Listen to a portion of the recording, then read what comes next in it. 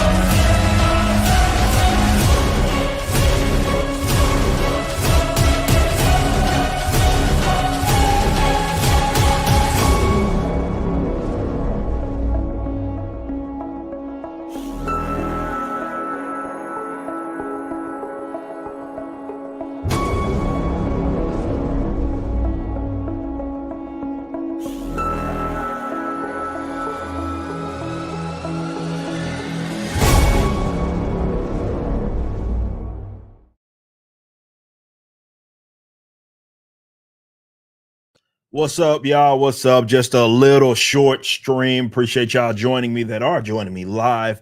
Kind of did it unannounced. I've been working very hard this weekend. Was not sure that I was going to stream at all, but had a little window. More so I made it after just grinding away, chipping away at some things as we prepare ourselves for 2025 and some things that we will be doing, especially going into the year.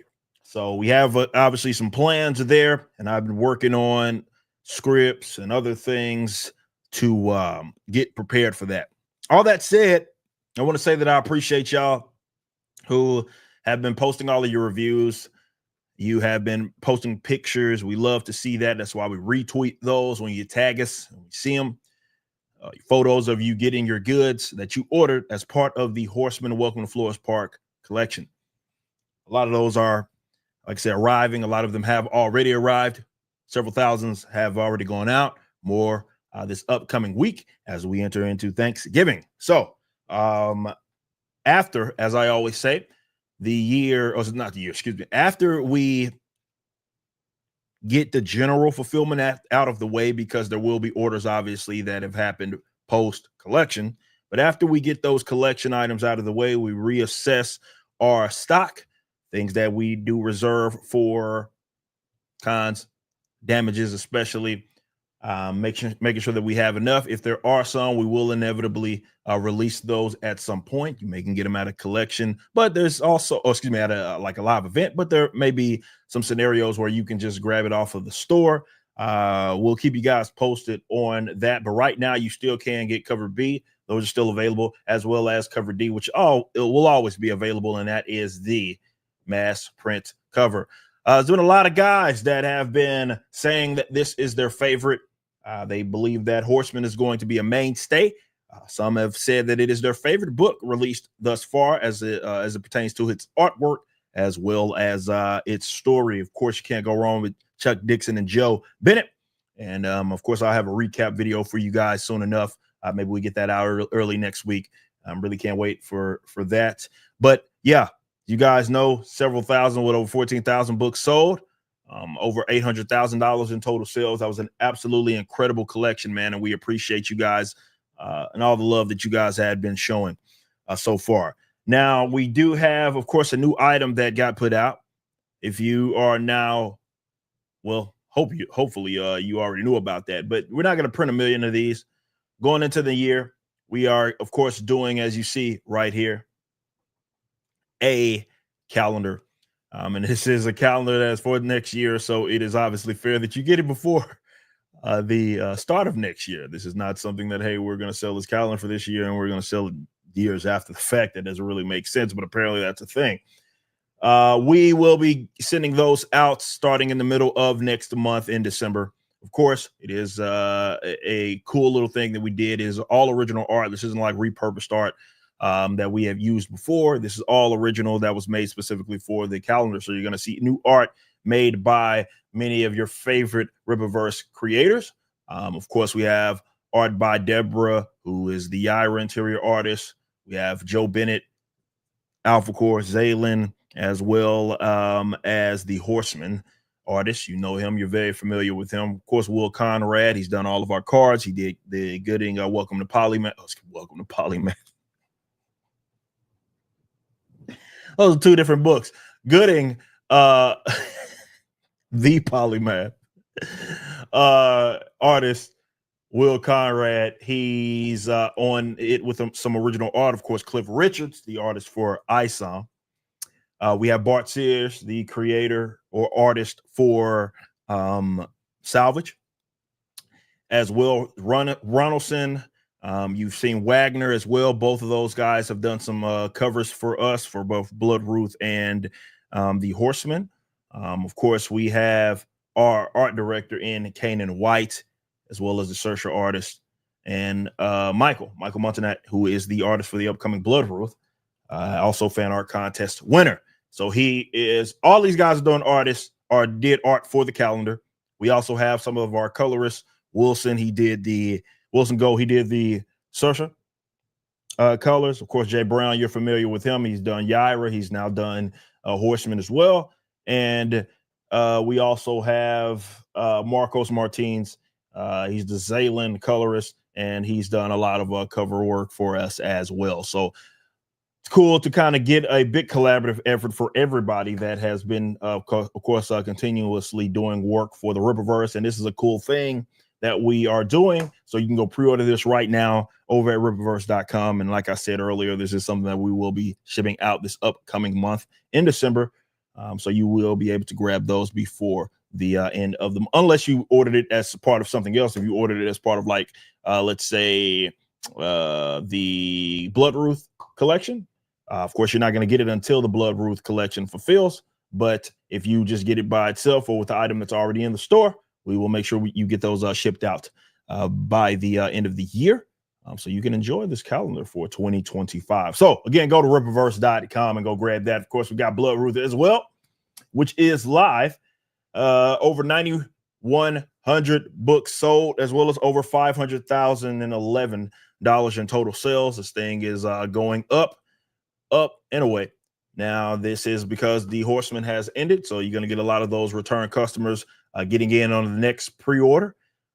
So go grab that if you have not already. We'll announce those print numbers a lot earlier than what we did with the Horseman, but we'll announce those print numbers because I think some of you guys are going to be missing out on some things. But we do have, of course, our usual 4 covers, but we also have a black and white version. If you want to get a cheaper option, it's only $15 for the entire 96 pages. So make sure you go grab that. I am, as I mentioned before, preparing myself and the company, namely the company, for 2025. We got a lot of cool things going, some announcements as well. Do I want to get another collection out by the end of the year? We will see. We will see. So we are, what all do we have? So I got ISOM, I got Yaira, I got some other stuff unannounced. I got a few different things that we want to get you guys prepared for in 2025. 2025 is going to be a massive year.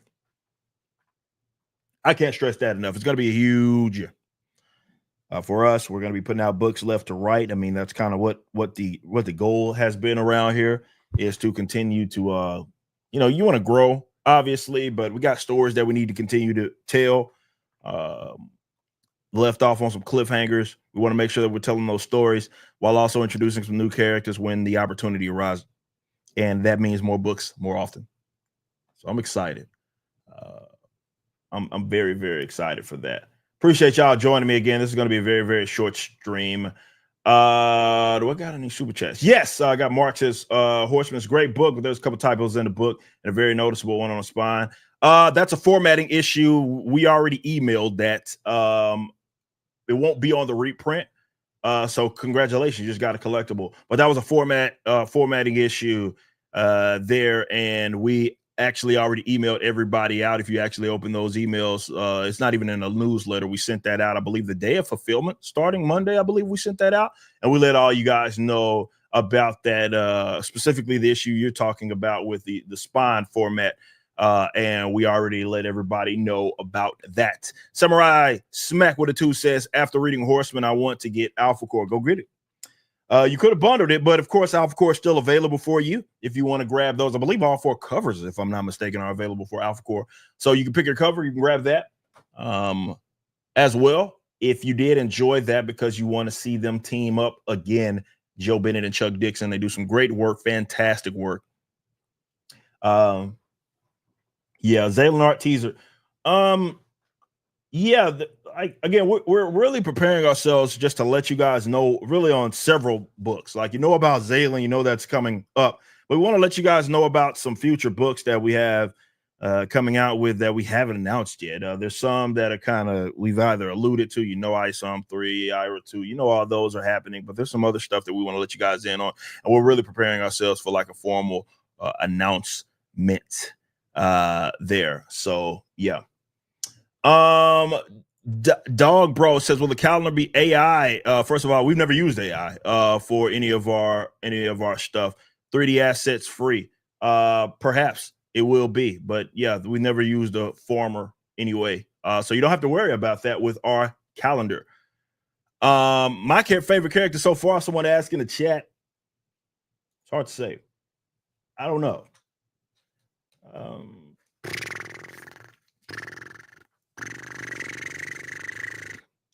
I don't know because look, it depends on what day, right? I guess you asked me is going to determine what my favorite is. But also, this thing to consider is just where we're at with our level of storytelling, right?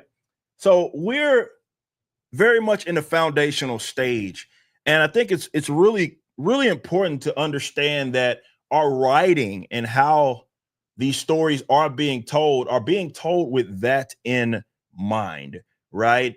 So who my favorite is, I can honestly can't say that's the thing, right? Because we haven't quite developed these characters to where, I mean, I guess I have an idea, but like there's so much that hasn't happened yet that I know about, obviously, but there's so much that hasn't happened yet with various characters that I created, others that I didn't. Created by the Saskas or created by Chuck, Mike, whoever. And there's just a lot of fun things that we got prepared for you guys. And that'll make sense for sure once these stories get told and we actually release the books. But yeah, I mean, right now, the early stories that we're telling are early stories, right? I mean, we talked about this with Isom before, if I'm not mistaken. How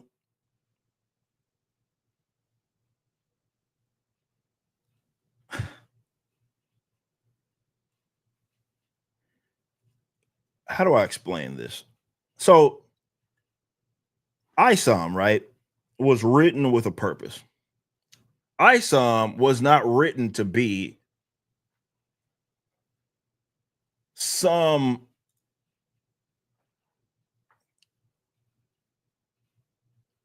like epic, world-shattering, world-breaking story, right? And I think that it's not a hindrance by any means. I just think that it's very easy if you are on the outside looking in, like you're not really invested in our universe, right? It's very easy to analyze us as if every story is isolated, but it's not, right?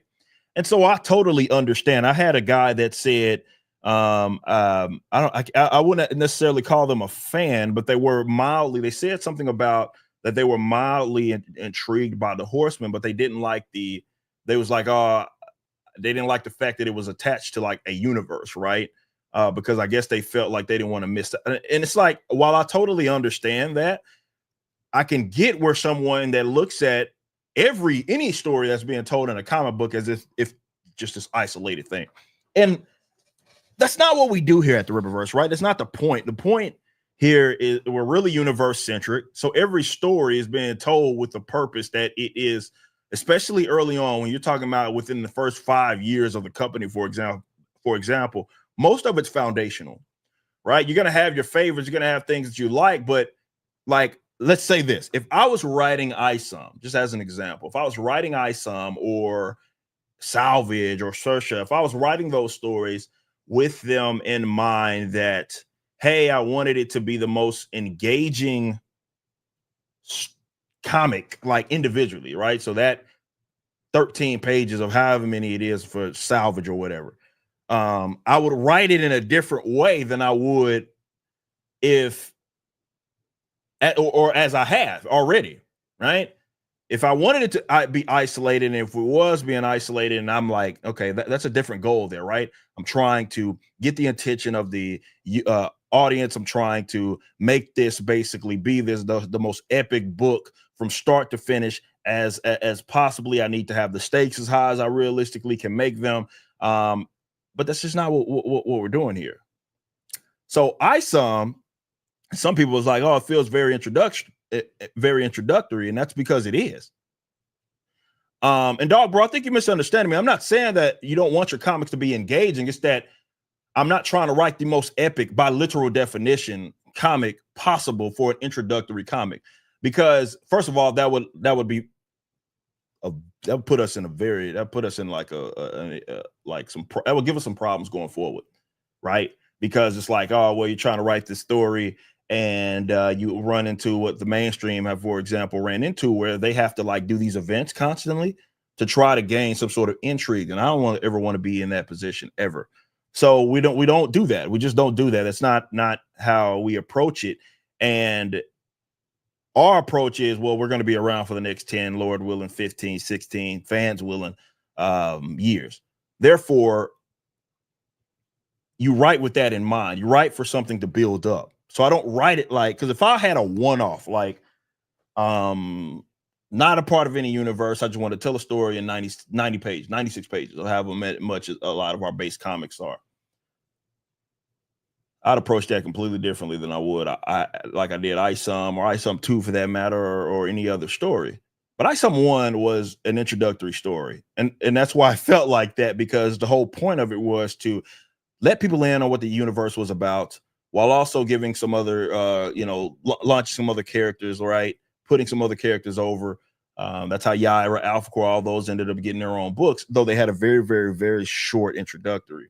2 was a little different because 2 is trying to get more so. It's more even more ISOM centric because it doesn't necessarily need to fall back on that. Like, hey, well, you got to give some level of context so these other characters can also flourish on their own and make sense of it. We didn't have to do that necessarily with ISOM 2, though there were some new stories, but also it's part of this 3-part arc. And again, it's still at the end of the day, a very introductory, we're at the introductory stages or foundational stages of the company. So I'm writing with that in mind. Everything seems to be the idea of fleshing it out, like giving us a starting point. We introduce said character, what they're about, what maybe something that they're trying to achieve. There's a problem or something that they're initially trying to solve, but it's grounded there. And we're going to continue to tell those stories and continue to grow these characters for years on end. So it's not being written like, hey, I want this to turn into a movie. So I'm gonna write the most epic thing that I possibly can. I'm gonna have the world be on the line. Like that's what I would do if I was just writing some short story that was world breaking and I just wanted to get all the accolades and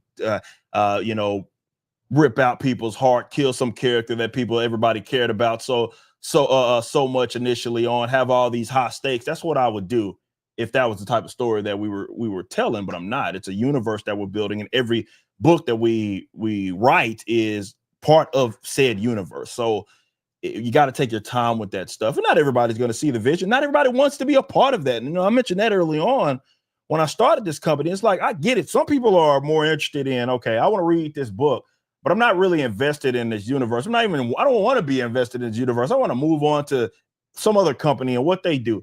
And that's fine. There's nothing wrong with that at all. We're not going to be for maybe the person that wants to just move on to the next thing.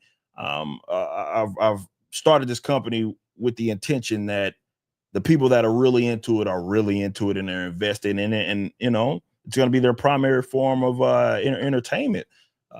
Lord willing, like if you are intrigued by it enough. And that's a very specific type of story that you have to tell and go about it if you don't want to write yourself into a corner. And that's what I don't want to do. Not at all. Not at all. So yeah, it's fun, man. It is fun because you see people start to pick up on some of those threads, right? We drop a little nugget here, drop a little nugget there, and in this book and in that book. And while, again, you're telling the story of a specific character, it still somehow fleshes out the universe. As soon as you read Gooding, right? For example, you see the conversation being had with regarding the war, right? Little stuff like that. So it's very, very, very specific to Gooding, that story, but it still helps kind of flesh out the universe. And that's how we have to approach it, man. It's and hell, it's even more or less a rule kind of here. Don't do too much. Don't do too much early on. Something that we've emphasized to all of the writers here. Because again, we don't want to write ourselves in a corner and then, okay, I have this big event and like, how do I write after that? Right. Well, I got to try to top that last event, but the world was already on the line before, right? X characters died off and all. I just don't want to do that. It is kind of more a time preference thing. It is a kind of delayed gratification.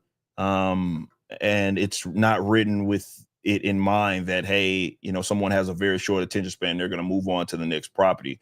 I think those people are going to do that anyway. And some people just consume media like that. And not to say there's anything wrong with that. There's plenty of comics that are always being released by others that are written with that in mind. Like, hey, this is a singular comic. This is a singular universe. It's about one story and they move on to the next thing. There's no universe attached to it. There's nothing that needs to be given as far as context that you need to read before and after. That's it. There's plenty of stories, graphic novels, traditional graphic novels that are being told like that.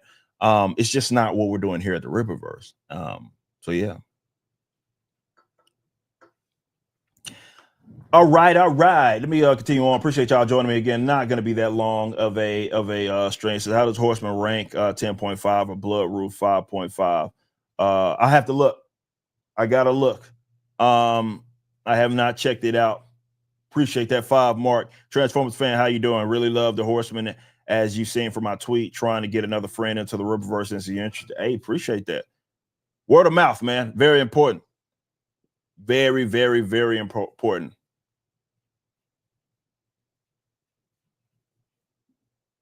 So tell your friends. Appreciate you, Transformers fan. Samurai Smack with it too. Done. Just bought Alpha Core D. Cover D. Yes. Let's go. Let's go. Shout out to you, man. Appreciate that. Look, man, no matter where you get in, we keep our books on hand, even if it's just one cover mass print. You can always go to the store and make sure you grab those, because look, not everybody has been here since 2022. Some people got in afterwards, and we want to make sure that you can we make it easy for you to get caught up. Des Pena with it too. Any new Dougman cards? Yes, they're in the Bloodruth collection. Screaming Van with a 5 says the Bloodruth trailer talks about God putting a mark on the damned. Does that mean God exists in universe in a classic Christian sense? Well,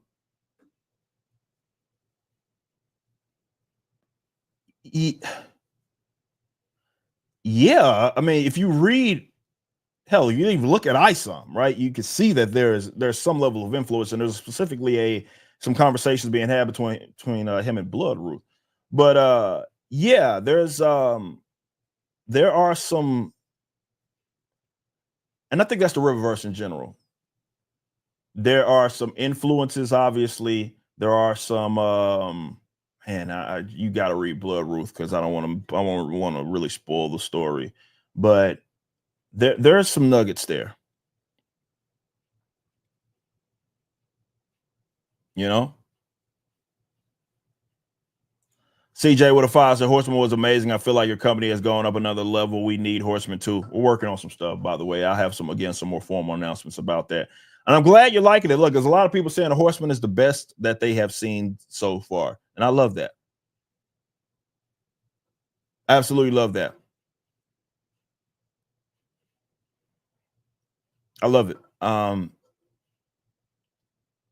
There's nothing wrong with something being someone's favorite, man. Everybody has their favorites, and we obviously are always looking to improve as well, right? Like, naturally that's gonna happen, right? We're not a complacent company. We're always trying to get better, but it's also going to happen naturally, just because of the direction that we're going with our storytelling. As I mentioned earlier, you know, we're very much introductory. But yeah, it's we apply what we learned from other releases, other types of stories that we've told, and we try to make sure that goes towards what we do in the future, right? So that we're never stagnant. And again, we're very ambitious. We're very ambitious as a company. Lots of cool things that we want to do. Appreciate that. CJ, we got a Mr. Toxicity with it too. Where my Solarians at? Shout out. Who that nation? Will collections bring back the CGC read bundle like Yara One had? Not sure what the numbers did for them, but I thought it was a great deal. Like, you're talking about the read and collect bundle. You know, it's interesting, man. We've you know, we always go back and look at, okay, how many purchased X bundle, right? And you know, I remember starting out crazy. We had like a bundle for the bundle, and we've kind of not shied away. We've just changed how we do things. So we have those bundles, but the bundles that we have now are like what our customers have bought into the most, right? And we try to have that be a way to save money for them, instead of just having like, okay, 16 bundles and then one bundle is only bought by like 3 people, right? It's like, is it worth it for that to be there? I'm not sure there, because I mean, you only have so limited space, especially when We have all these items that everybody's scrolling, trying to get to those items, or now you're scrolling left to right, and we just don't want so many that it just makes it confusing, I guess. Right.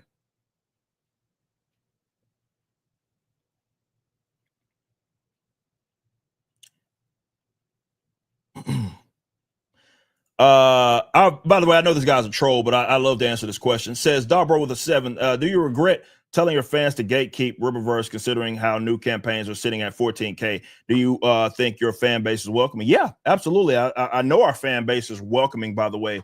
And I don't know what that first comment is, but I don't know if you understand this, but 14K for a collection or any book being sold, especially in the graphic novel format, is insane. I'm going to be satisfied with that. I'd be satisfied with 5, 10K as well. These are a lot of books sold. It makes our company very, very profitable. But yeah,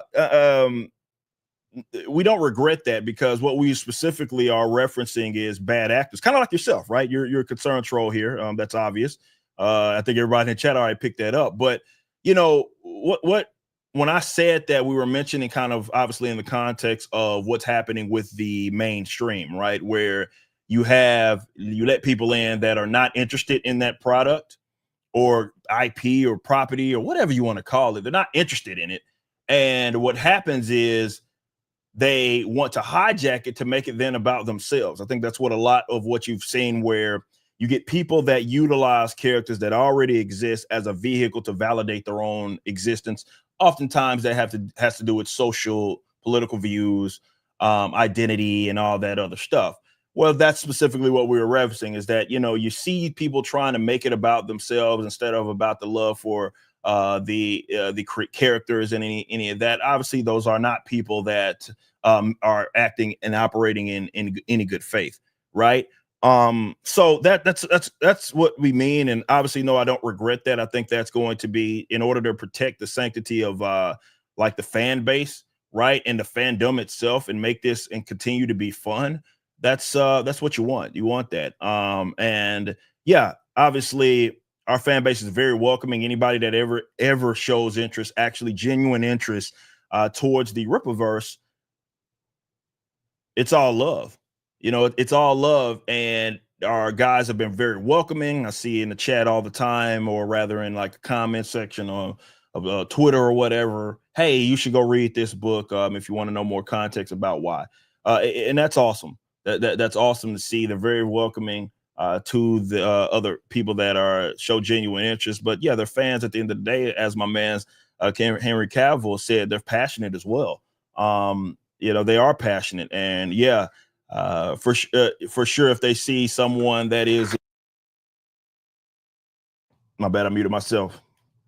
But yeah, if they do see someone that's speaking bad about something that they enjoy, obviously they'll hop in to defend it, as any fandom would. And we appreciate them, especially when a lot of it is correcting the record from folks that just want to unfortunately spread nonsense about, namely, it's individuals within the company, such as myself, or our general creators, and they go to bat for them, and we appreciate them, and we love them to death for that. We thank them so much.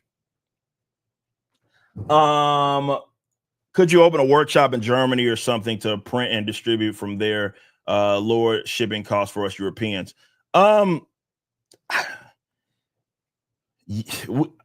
always looking into business expansion stuff, right? We've expanded, as an example, into Canada, UK, and Australia. That's where we started. Those were our biggest countries, right? And now you can, if you just get books from there, you can order them and you can take advantage of a very, very cheap rate, more comparable to what your local rates are. Germany, maybe. We'll see. But we do want to expand that, but everything's slow and controlled, right? And obviously we have to justify that. Like, the numbers have to make sense for us to do that and invest in having some sort of presence there, so we can make sure that you guys are being able to take advantage of cheaper rates, right? So we're trying, man. And we are in the UK, and can we expand into other countries? We will see. We shall see. We'll get there. My man Yellow Flash in the chat. What's up? Shout out, shout out.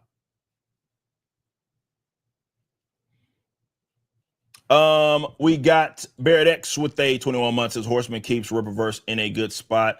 Godspeed. Shout out. Appreciate you, homie. Much love to you. Joker, jokingly, excuse me, with a 5 says, because of the cutoff, would you make out of print and sold represents digital on the site membership program? I remember you asking about that, and potentially, there's some stuff that I need to do. I need to go through for there's some stuff that I need to go through, like with our new membership site. Like that is a fundamental rehaul, kind of like what our main site was, and or overhaul. Rehaul is an overhaul. It's a complete change of how memberships, or how you will be able to utilize that membership once we get that live. Digital comic stuff, we'll see, because yeah, something is out of print, because that's how we do with the Ripazines. We print enough to make sure that we keep them around, but obviously when we're going to Ripazine 3, 4, 5, and 6, the first one is not going to make sense to like keep reprinting that. It's not going to be feasible to do that. So we'd be moving on to the next one, and obviously maybe people want to get in on some of those stories or read them, and there's no like mass print of a Ripazine, so I can see kind of where that could be useful for those that want to read those stories. So it's not a bad idea at all, and I'll look into that. Samurai Smack with a 5. Well, we get more videos talking about the economics of comic books so that new creators like myself know what is considered to be a good profit margins. Yeah. Look, we're finishing out the year, so I got a lot of stuff to do. I know it's been a couple of weeks since I've done another creator business video. I will get back to those, I promise, but just really it's the end of the year, man. So it's a lot that has to get done to make sure that we're ready going into the next year. So I've been working on that stuff. Some of it's not the most favorable stuff, tax stuff, all that. So I'm just grinding and getting us prepared. But most of it's fun, to be fair.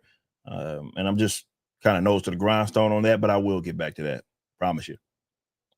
CJ, what up? 23 months, spoiler stream win. Once we get the initial orders out, all of the initial orders out that are from the collection, we will do a spoiler talk stream over on the Rippaverse channel. Scorpio with a 10 said, I love Horseman. I want number 2. Speaking of favorites, favorite villain is Michael Copper right now. Ripazine issue 2 showed us that Michael sees himself as a shepherd leading the sheep and killing the wolves. Okay. Yeah, Michael Copper, fun character. You're gonna see more of. You got to see him in Alpha Core a little bit. But yeah, it's gonna be some fun stuff.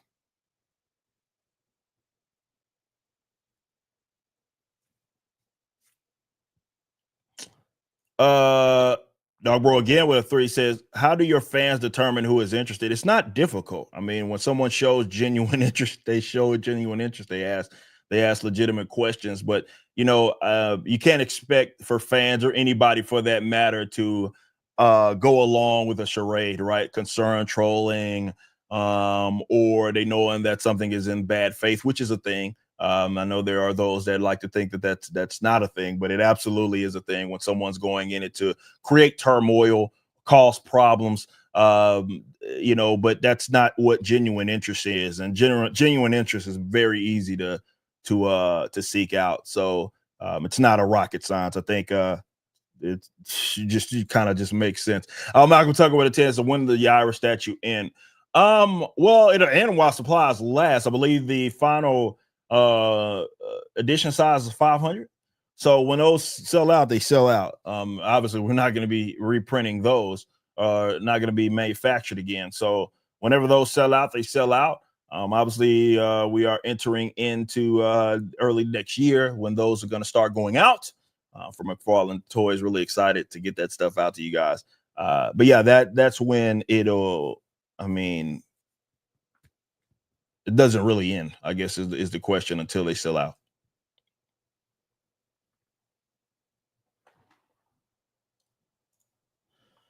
East Coast Toasty Boy with a 5. The real goal isn't to be famous. The real goal is to get Japan to be interested and make those suckers read the correct way.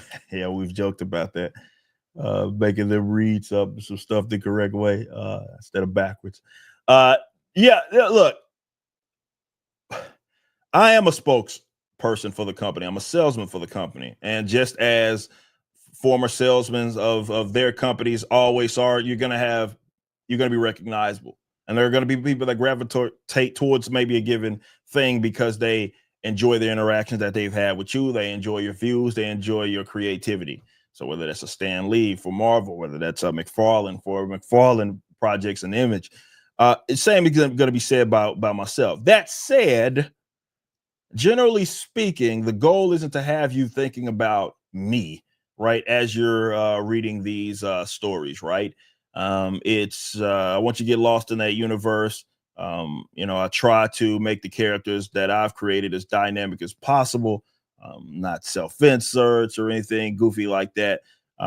It's just more just trying to create fun.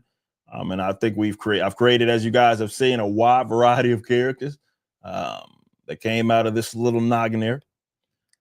Between obviously Isom, the Bloodruth, the Michaels, Lillians, Saoirse,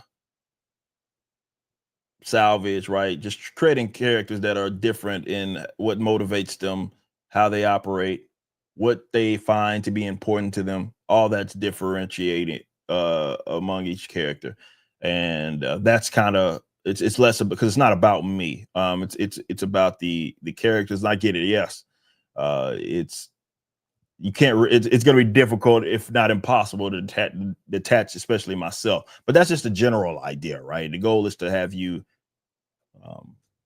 really dwelling on who these characters are and why you like them or don't, for that matter. With the 2 from Warren says, any chance Bloodruth shipping before MegaCon? Yes, there is an absolute chance for that. It's likely, actually, but we'll be hustling and bustling. Like I said, it's always, when you get, definitely when you're dealing with items that have like stuff like CGCs, like it can be a little funky, man, because you got to get those back and then we got to start sending that stuff out. So yeah. Bruce says he's gifting a membership, actually. Thank you. Appreciate that.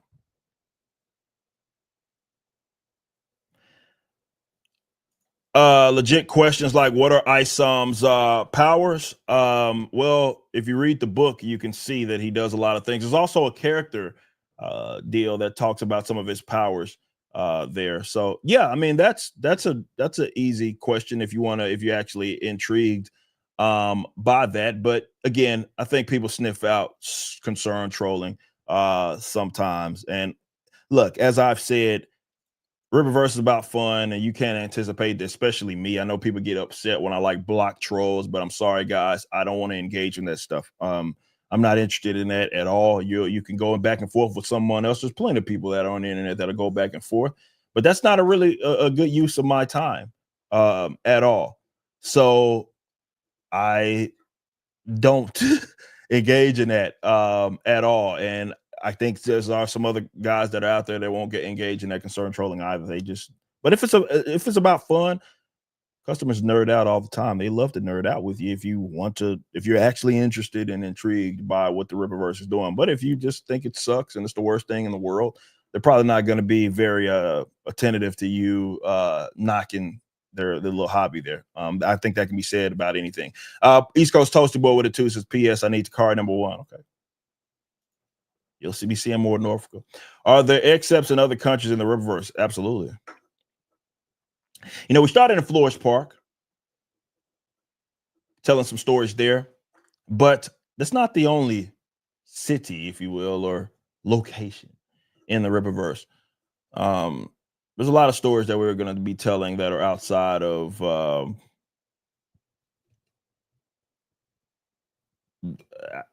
outside of Flores Park. Let's say that.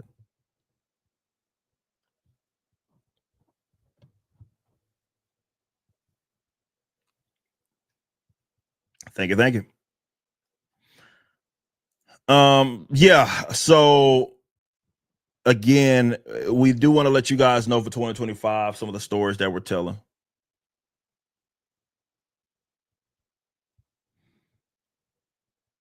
because there are so many books that are already in the works that have long been in the works. Some books are complete, actually.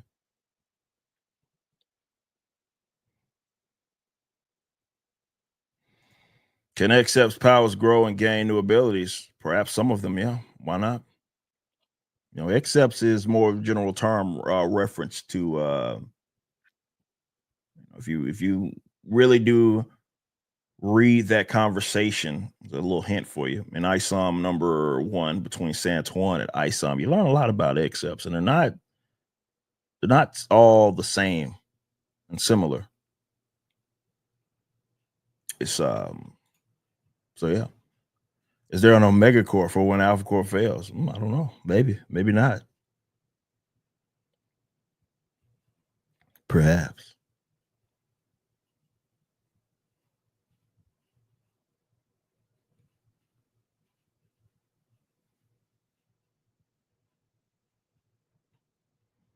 But yeah, hell the lore. I mean, anybody that's read ISOM, to your point, anybody that's read ISOM has seen him do some interesting feats, right? That normal people or regular people just can't do. Um, yeah, I guess maybe some people want him to be shooting lasers out of his eyes, and that's not his powers. Frost breath and shit. And it's not what he does.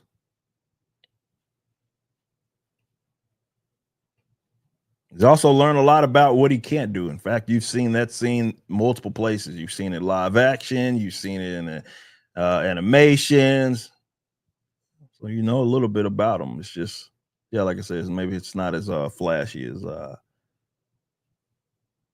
shooting, emitting energy beams and shit.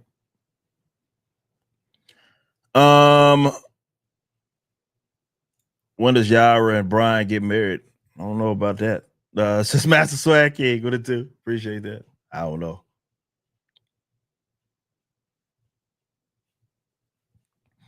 You say what he can't do is actually funny. Yeah. Yeah, you see it play out. You see it play out.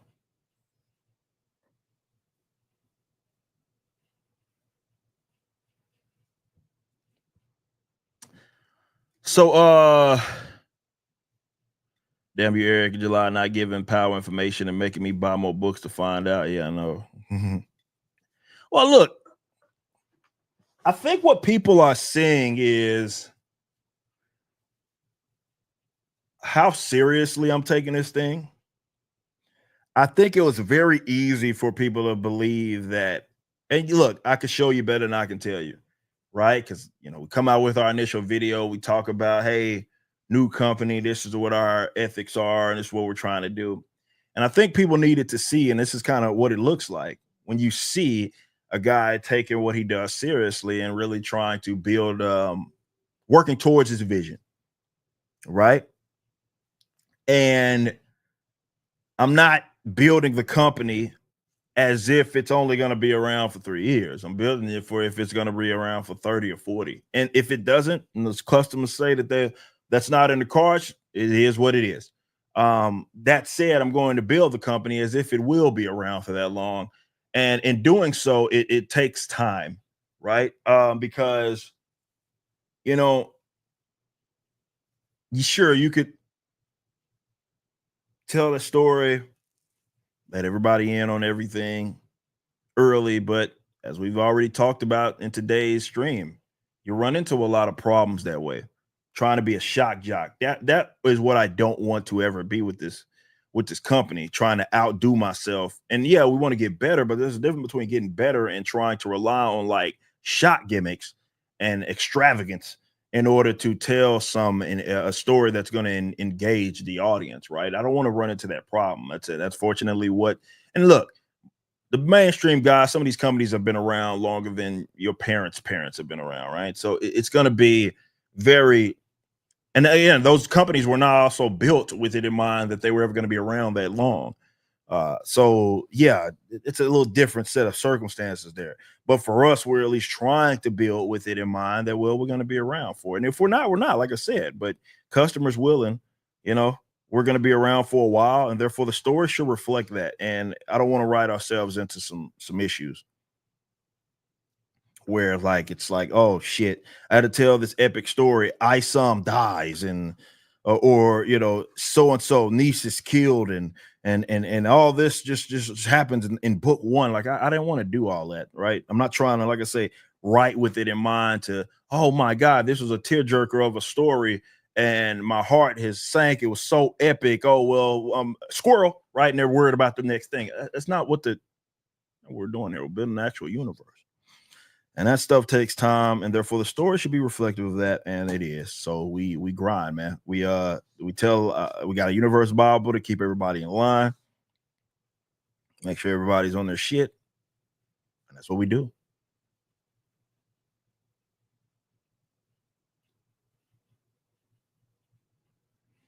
Master Swag Cake, she kissed him, and then came along to in the gym. The latter is true, but was it a kiss, or was she actually trying to suck the fucking lugs out of his goddamn body?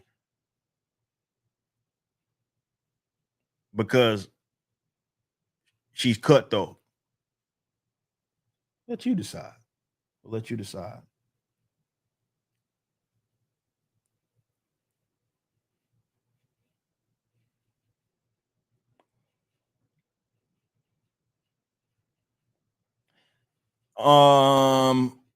All right.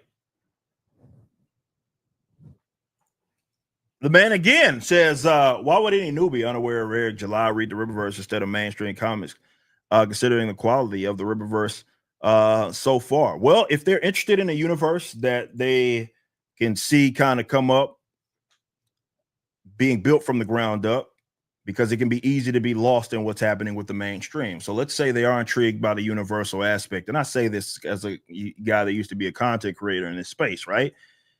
Hey, I would like Batman. I saw this movie. I saw this. I saw that. And I want to learn more about Batman. Where do I start? Okay, let me get this chart out for you, right?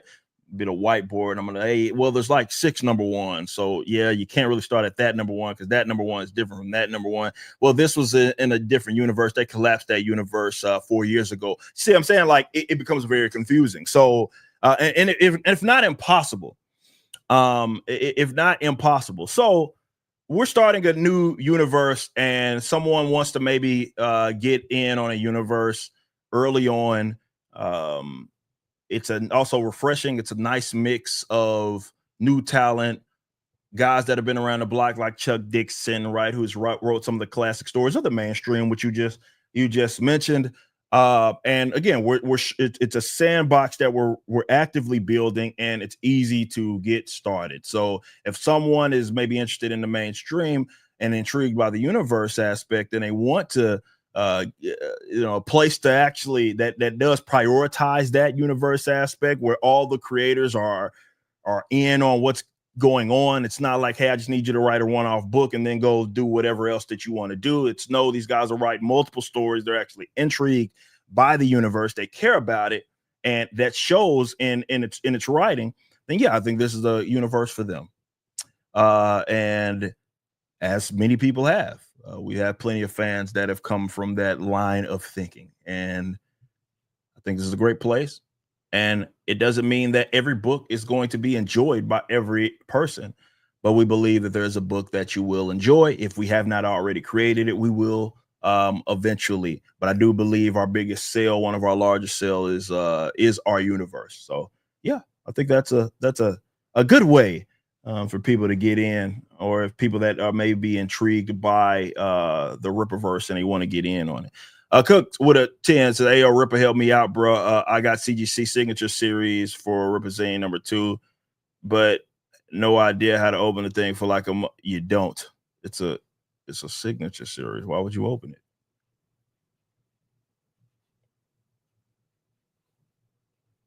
I mean, you can, and then once you do, you cracked it open, it will know that grade that you have at the top of it is going to be null and void. So you don't. Just go get another Ripperzine. We got Screaming in Vain with a 5 says, for the record, I didn't know who you were before finding Rippaverse. There's a lot of people like that that had no idea. So the guy that commented earlier, there you have it. There's a guy right here saying he didn't know who I was before finding Rippaverse. Completely in. Says it's not just for existing fans of you buying the books. Yeah, and it's not presented. It's not presented as that as well. It's for people that either are already into comics or want to get into comics, right? It's not about me per se. They don't need to know who I am at all. They don't have to ever see my face. They don't have to do any of that, though they probably will if they are really invested in it and they want to learn more about it. They're probably going to see me talking about it on video or something on social media, but they don't need to know who I am in order to get in on the Rippaverse. In fact, it's very easy to get in the Rippaverse having not even read something from me. You can go start with Horseman if you wanted to, or Bloodruth or something like that. Yeah, you may not know who I am, and that's fine. Fine with me.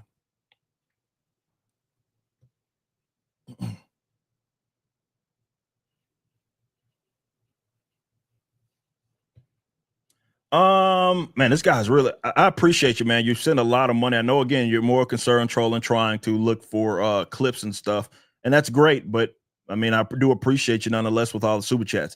Newbies are lost in the mainstream, but you said purposely that you didn't give the reader any info, and I've never said that. Reader got plenty of info in ISOM #1. It's just we're calculated. We don't tell everything in the first book, and we don't like try to hold the reader's hand. So some newbies are lost in the mainstream, and some aren't. Some aren't. Some are like they've never read comics. You have guys that are maybe more into manga, for example. They're not into the mainstream at all. So that's fine too.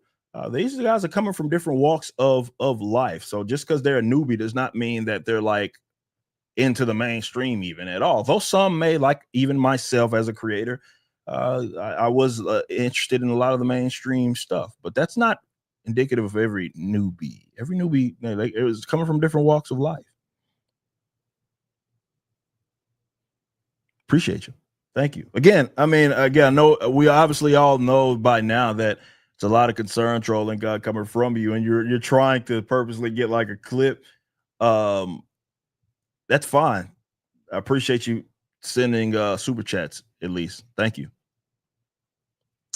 Kingdom of Comics in the chat. What's up? Shout out. I see you. Love you, Eric, and love the comics. Thank you so much. Shout out to Kingdom of Comics, man. Love that you're here. Thank you. Thank you. Quick book showcase. Okay.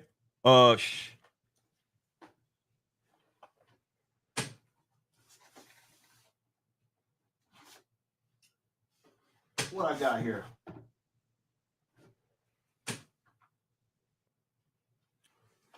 All right. So you want a book from there? There's a couple of heroes that we have, actually. Let's just sell it like that. That don't have powers. Okay. One of these is Gooding. Gooding right here is this is a story written by Mike Barron. He was introduced in ISOM #2. His power is, if there is to be a power, is more so in his mind. Tech guy. And in Gooding the Polymath, you learn more about him and how he came to be, right? Less of just a straight origin story, but you do get to see some of his origin, if you will. It's written by legendary Mike Barron, art by Will Conrad. And of course, the book that we've just released is another right here. Ironically enough, this story right here, or this book right here, was written, or not written. The art, this cover, is by the interior artist for the book I just showed in Gooding. Now my fingerprints all over this bad boy, but this is cover C. You can't get this right now, but this is about the Horseman. It's called Welcome to Flores Park. We'll give you a little hint in the title, and that he's arriving in Flores Park. And you know, Flores Park is a city that a lot of things have already happened in. It has excepts, unlike him, people that have a lot of powers, very strong. And he's coming in this new city and kind of finds himself in a pickle, right? Which is why he left in the first place, the city that he came from. And you're going to learn about how a character like that fits in our universe. because he is a guy that obviously takes care of bad guys, if you've seen the animation, in a way that, let's say, traditional heroes would not. He will get his hands dirty, and he is rather cutthroat, right? And Chuck Dixon wrote an incredible story, or by Joe Bennett. You've seen him in Alpha Core. So those are two books that you can get by characters that have no powers. They have no powers whatsoever. Thank you, thank you, thank you. Samurai Smack with a 10 says, at Dog Bro, I think he's speaking to the previous super chatter. People are lost trying to get caught up with a particular character. The Rippaverse doesn't have that issue. It's like manga where you can just start from the first issue. Yeah, that's a good point. I mean, like it can be very much of an issue, excuse me, to try to keep up with it's constant reboots and stuff like that. It can be very difficult to keep it up with singular characters, right? And that's really what a lot of their intrigue was. And I think that's a big part of what kind of differentiates us.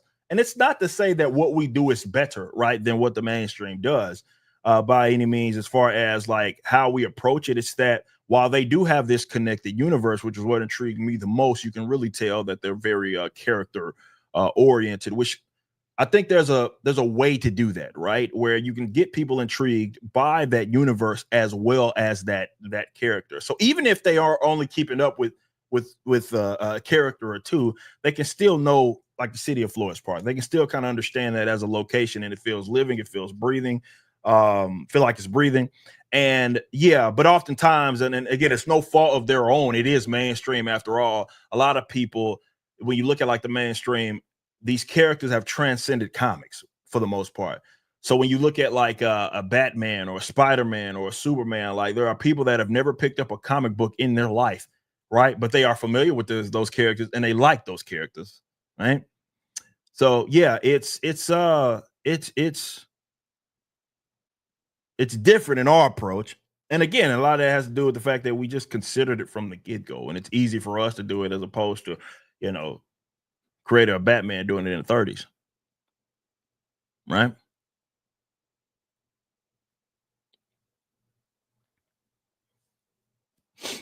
So yeah, you bring up a good point, Samurai Smack, because yeah, it is easy to get lost in that. And I can even say that just as a general fan. And I was reading spent a lot of money on mainstream material, covering it as well, even reviewing it, and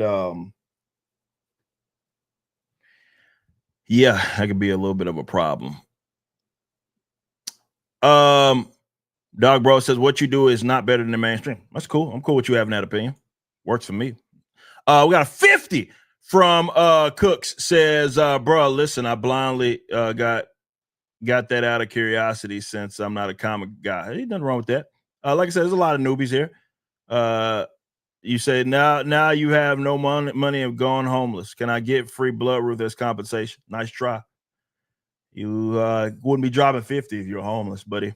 And if you were homeless and you dropped 50, we need to get you checked in the rehab, because that's not a usual way to or a smart way to be spending your money. You ain't got no home, bro. I appreciate that 50 though. Nonetheless, thank you so much. Thank you.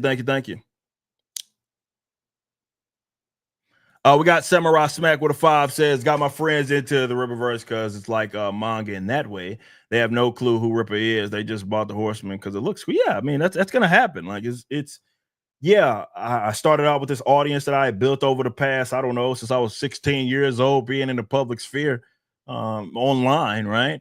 And yeah, were going to be people that have followed me along the way. But look, man, we're not a stagnant company. There's going to be people that are coming to this company that have never heard of who I was. They just wanted to get into a comic, wanted to get into comic universe company, whatever.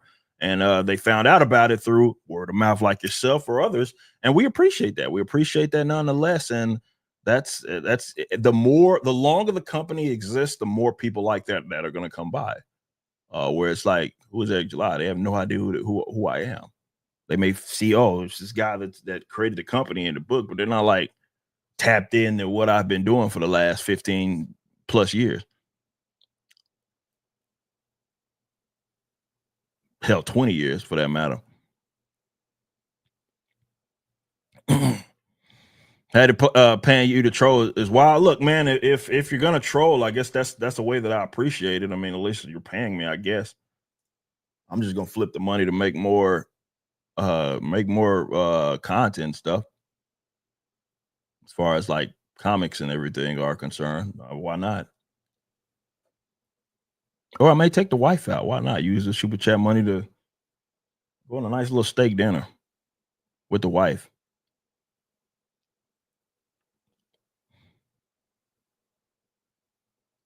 You know, hat and shirt showcase. Well, this is the Horseman hat. You can get this. Actually, I don't know if you can get this anymore. Actually, this might have sold out. So sorry. But you can. Actually, I don't know if you can get this either. Is this in the store? Look, I don't run the operations. That's Brandon's job. But this is another Alpha Core shirt here that you guys can check out. All right. See it here. Has all the Alpha Core members. You got I think Jack Herbert did this, right? Brian, you got Braxwell there, you got Ingrid, all there. Loved how this shirt turned out.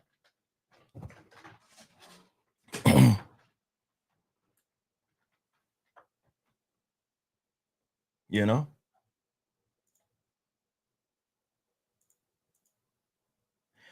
But yeah, man, I do see that it's making some people frustrated that I'm not like going back and forth with the goofiness, but I told y'all last year that those days are over. My focus is on this company, and it's just not a good use of my time to be worried about that. So you got to find someone else to pick a fight with. Mark with a 2 says, how many MegaCon special announcements planned? Like on Mega? I don't know. On MegaCon, I'm not sure. But we'll do something cool. You know?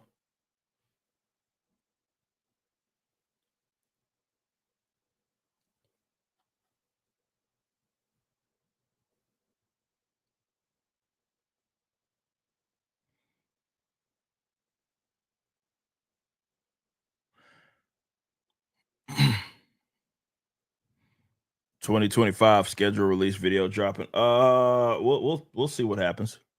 Like I said, we do want to let you guys know what's coming in 2025 and beyond. Got some fun stories about to be told.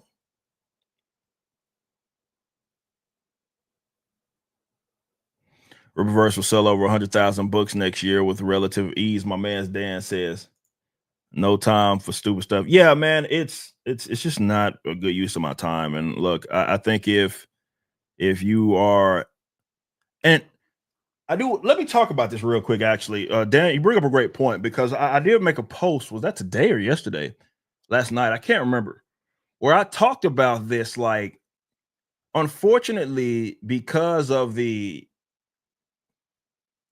tomfoolery of the internet, right, and the need that people have for like the blood sport aspect of it, right, where they're like having to always feel like they have to drum up some sort of conflict with some other individual, namely a fellow creator. Unfortunately, there are people that think that, and it's terrible advice, but there are people that think that they have to do that in order to see success. And I don't think it just applies to comics. I think it's obviously we're talking about it because this is what I'm doing and others, but it's not necessary, right? It's not a requirement. You don't even need to be a like content creator. It does help to be interactive, obviously, with the fans and putting your stuff out there and be interesting enough to have that, right? But it's not necessary. An example, like, yeah, there's me, right, where I am or was like at one point streaming every day with For Canon's Sake, putting out 3 videos a day, right? If you include that. And I was very, very active there, and that helped, like, I was out there. And look, that's one thing, but that's not necessary either, right? Because I pointed to the guys, for example, at Iconic Comics, where they barely have have a social, well, they have a social media presence, but they barely have a streaming presence, right? Like Tim and Doug and all those guys, Mark, they're not all streaming every single day, and they're especially not trying to drum up some sort of controversy or like create issues with other creators to do that, right? It's not necessary. It's not necessary. And then you'll really find that if that's your goal anyway, like if say I can understand if you're a hobbyist, right? Because that's often what happens. You have guys that may do a thing every now and then. It's a hobbyist, right? It's like they're interested in it, but like not so interested in it that it becomes their main like source of income or business, right? That they're not interested in that. It's just like, hey, I'll do it every now and then.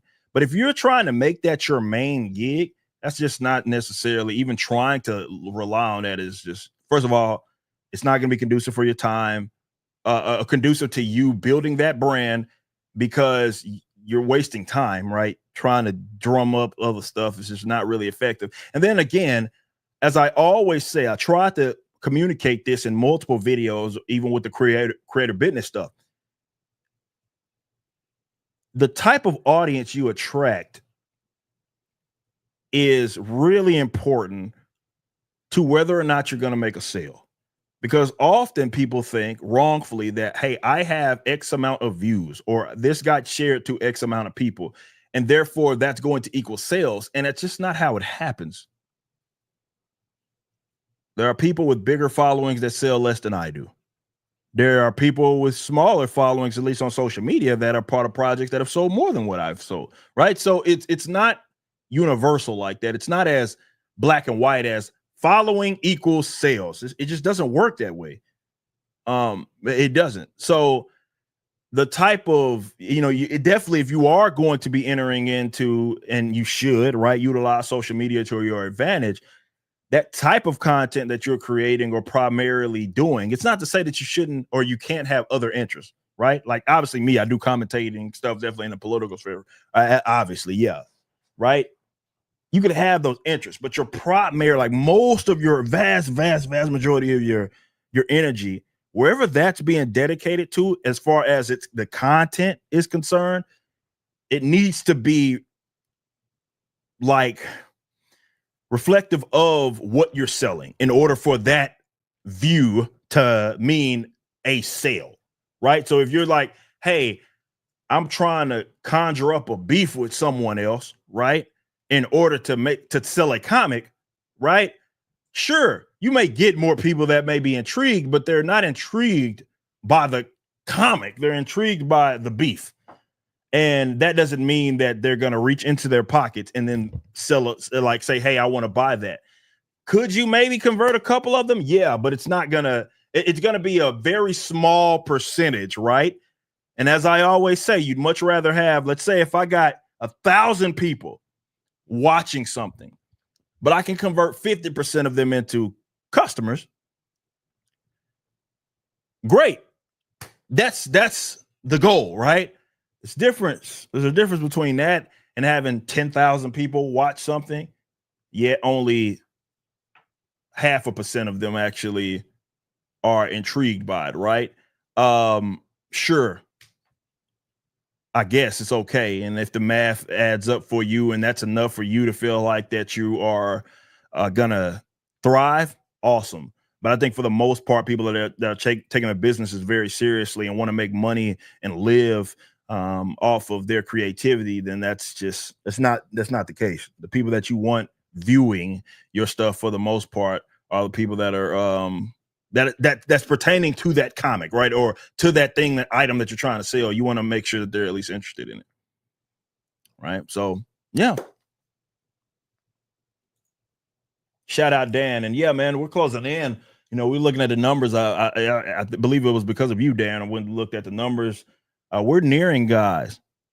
We are nearing almost 200,000 books sold as a company.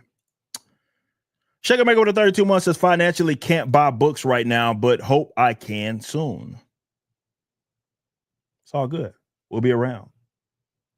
40 something from a guy that obviously also tries to drum stuff up oftentimes says, did you use AI for Horseman? What's up for 7 fingers? No, you can run it through any program and it'll show you that. But I believe you already knew the answer. If there's some, let's say, imperfections on it, that's just something that was an imperfection. If there's something that either you missed or we missed, it has nothing to do with AI because we don't use that. So hopefully that answered your question. Appreciate that. I have no idea what that kind of money is. It Indian? Dan Vasquez in the chat. What's up, Dan? Shout out. Hunter Hill says,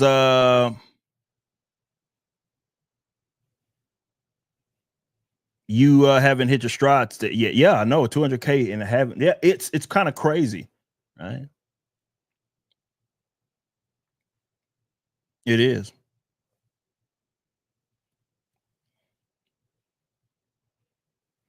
Okay, so it's engine. Gotcha. But yeah, any imperfections that you find with I understand. I'm not oblivious. I do understand that anything that we put out is going to be put under a microscope, unlike any comic that exists, right? Because you have folks that are really dedicated to trying to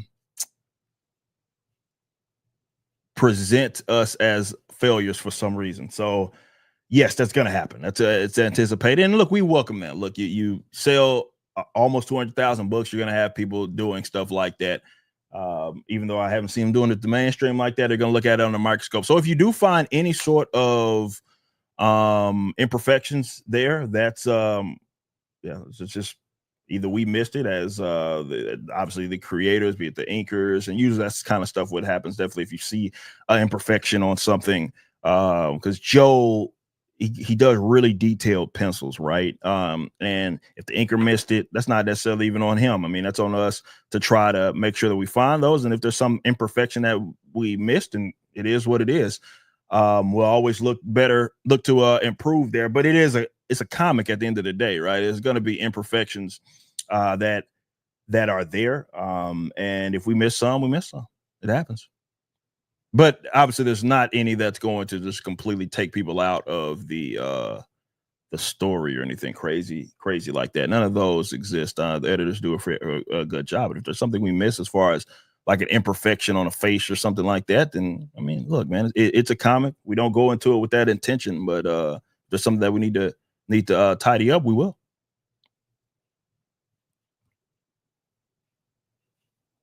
Dan Vass, appreciate that. Says speaking of multiple fingers, Dan almost cut off one of his.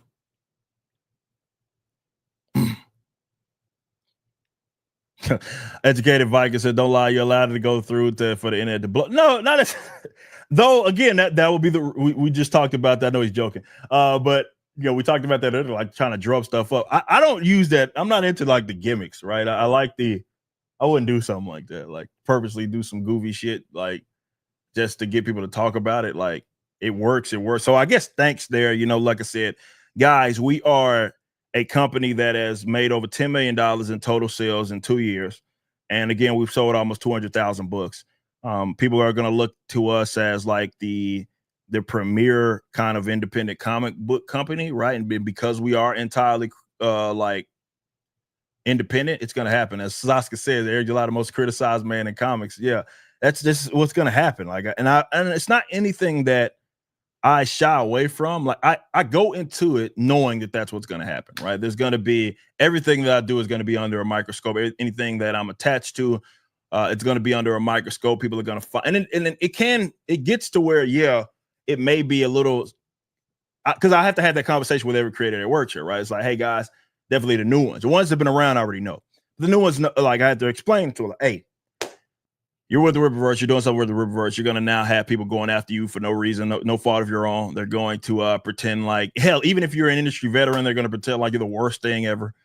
Just because it's attached to me, they're going to be hyper critical of you. Just expect it and anticipate it. You know what I mean? And it's not anything that I run away from. It's welcomed, right? So we know that people they pay attention to everything that we do, and that is what it is.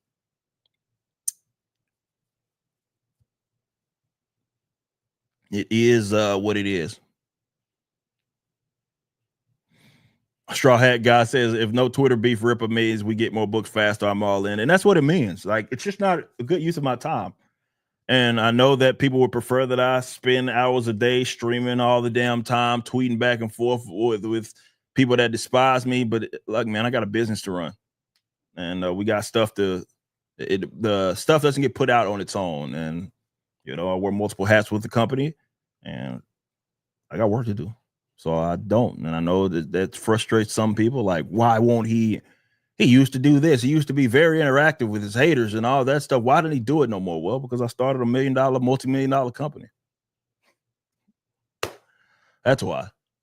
Those days are. I'm not a content creator as my primary thing anymore. Those days are over. Or a streamer. That's it. And that's those days are long gone. You missed your boat if that's what you were more so interested in. That changed the day that I made $1 million that quick. We got stuff to put out. We got a file from CJ says Dan Vask Norfolk crossover. Maybe. Who knows? Shout out Dan Vask in the chat. Dan Vask says drama is for the poor. It is. It's just not. It's boring, to be completely honest. It's just not really. And it's all fake too, and it's like manufactured. I think people see that and they sniff that out when like you're trying to, and it's like, I don't ever want to be. I would never want to. I mean, this is why even when I was doing like monetize your haters, like being interactive with people that despise me was often, most of it was pertaining to political things anyway, right? That's what most of those were. Like we were debating political topics or stuff like that. And I pick my pocket or pick my like spots, right? Anyway, right? And it was often people that didn't even have followings. It was just we were really keeping. Well, it was difficult for them to do it, right? But often, I was trying to keep it to like the ideas, right? What are we discussing, right? We can debate it all day long, but yeah, you don't ever want to be caught in that loop of like, oh shit, nobody cares about what I say unless I'm trying to drum up some drama. Yeah, that's for one, that's just generally corny as fuck. But it's also like that's gonna get miserable, bro, real fast, and you're gonna find yourself a miserable, unhappy person, because that can only create a miserable, unhappy person when you're trying to rely on starting shit with other people. You don't want to be that guy. Yeah, there's that. We got 10 from a DJ said, I accidentally bought 2 goodings. I wanted all packages. Oh, snaps. Let's give it to someone that couldn't afford it. I don't know a way to do that. I mean, you for sure can try to reach out to the fandom if someone wants a gooding. I mean, I appreciate you nonetheless for getting the I want it all, because that's a lot.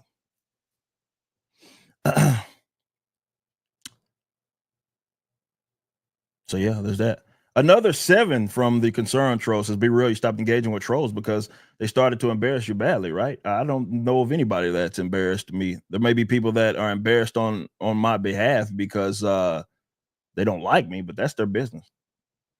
I don't take that seriously. And people can say what they will about me. That's fine. That's their business. But no, I have a business to run. That's why I no longer engage with people that despise me. You don't get, and just in case you were confused, there are those that engage in those type of tactics, and they're really slow with their production, and that's because they're now hobbyists.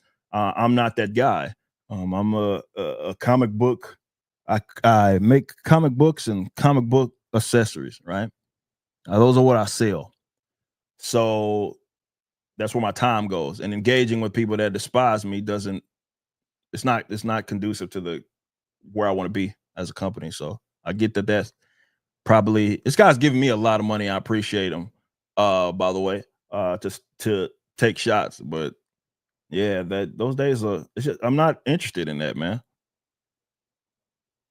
I think you can understand that a busy man does not have time to be arguing with people on Twitter and YouTube all day. And that's been shown in just my general production. Even if you take out the other stuff, I mean, I'm only streaming a couple of times a week. At most, all the videos for the most part that are being put out on the main channel are pertaining to like they're from the streams, right? We're getting clips from our previous streams.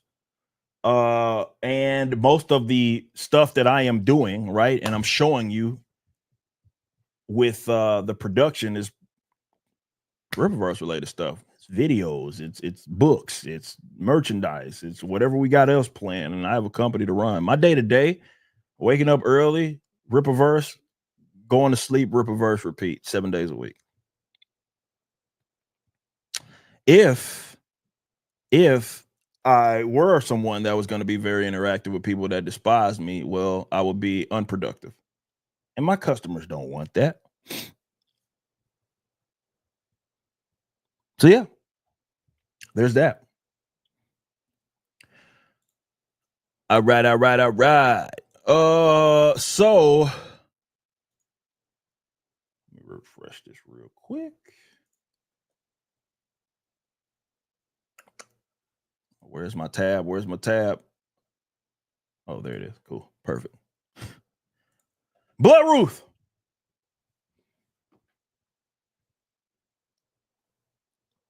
Over 9,000 books sold in 3 weeks. Over $500,000.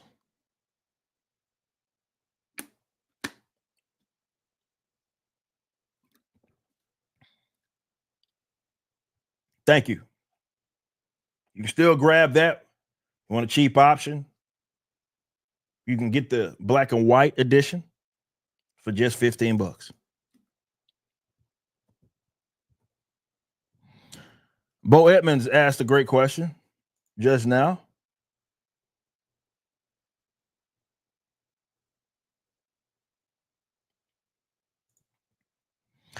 If one becomes a Rippaverse member, does it include being on the chat here? No, that's different. I wish there was a way to connect that, but there's not. That is completely different from my chat or even the Rippaverse's channel.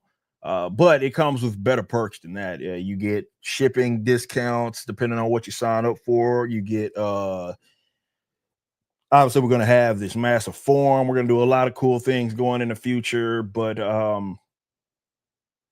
yeah.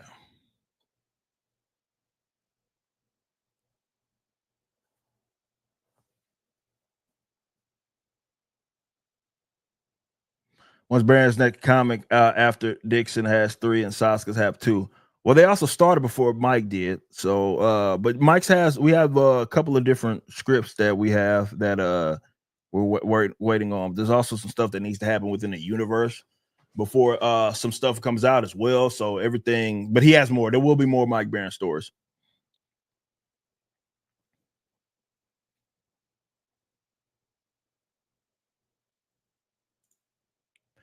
Eric, hoping you get a spot and hopefully a panel for San Diego Comic-Con. Love to see y'all there and keep kicking ass, says Joey with a 5. Appreciate that.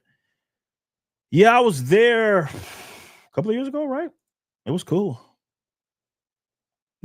Had some fun. Big Avcore, I'm going to plan on working on fan art Avcore headquarters. Oh, that'd be really cool. Shout out Emily.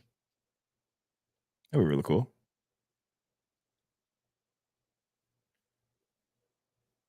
Really cool.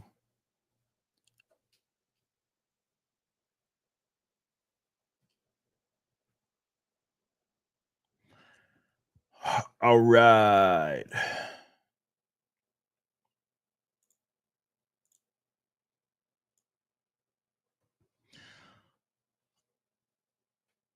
Joey. Oh, I just read that. Appreciate that. But yeah, go get Bloodruth. Got CGC copies, got all the shirts. You got some got a new poster, plushie. You know you want that plushie. Yeah, we also have our first drinkware in the Rippaverse metal shaker. So go grab that as well. Thank you. Thank you.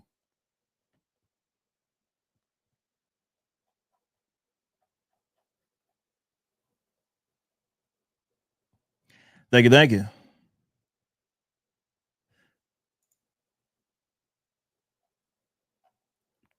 All right. So all right, I'm gonna bounce here in a bit. I gotta get to work. Got a lot of stuff that I'm working on, guys. I just wanted this to be a little short check-in stream. Probably stream tomorrow at some point, but I don't know what time that'll be. I'm gonna be completely honest with you guys. I have no idea what time that's gonna be. I got a lot of stuff, a lot of stuff to do. Thank you guys so much for all the love. We got a 5 from Creative. Says, is it possible to release more line art to color? I want to practice my coloring skills on more. I mean, that's a lot of that stuff is on like the individual creators of those stuff, but I mean, I guess you're talking about digitally, huh? Gooding signature series CGC is in the future. Cover C is top. Yeah, I mean, again, it's a timeline thing. You know, we got to fly Mike out here because if Mike's going to be the one to sign them, right? And you know, it's I don't know about the book, maybe future ones for sure.